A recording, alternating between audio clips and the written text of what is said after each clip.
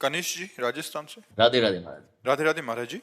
महाराज जी, प्रभु श्री राम जी ने अंगद जी पर ऐसा क्या जादू किया कि अपने पिता के वध करने वाले से कह रहे हैं कि आप मुझे विदा मत करिए, मैं आपके घर में छोटे क्योंकि अंगद ज्ञानी महापुरुष है। अज्ञानी पुरुष ये देखता है कि ये मेरा पिता है, ये माता है। वो ज्ञानी पुरुष देखता है कि ये धार्मिक है या अधार्मिक है।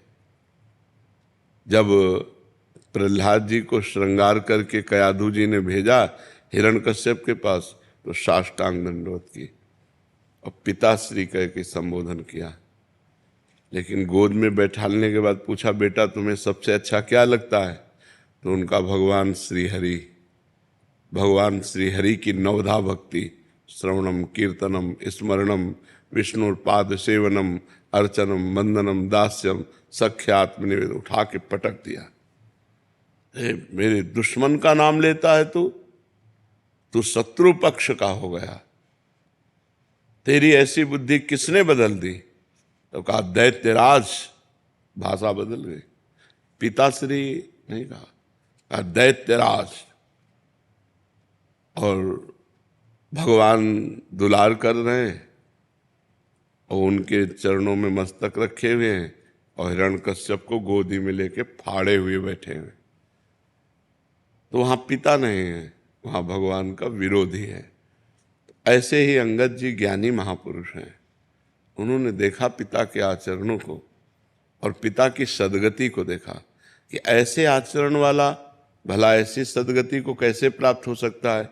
ये तो राम जी की कृपा है, भगवान श्री राम की अहेतुकी कृपा है कि अंतिम समय अपने बाण के द्वारा उनका जीवन लीलांत हो रही और वो भगवान के दर्शन करते हुए, जो बाली जी हैं वो भगवान के दर्शन करते हुए शरीर छोड़ रहे हैं।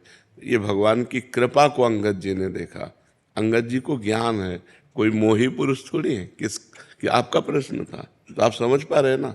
हाँ, उनको ज्ञान था कि भगवान श्री राम की कृपा से जो अपने अनुज बधू के साथ गलत करना महापाप है और कई तरह के पाप करने वाला व्यक्ति है, वो भगवान के दर्शन करते हुए शरीर छोड़ रहा है।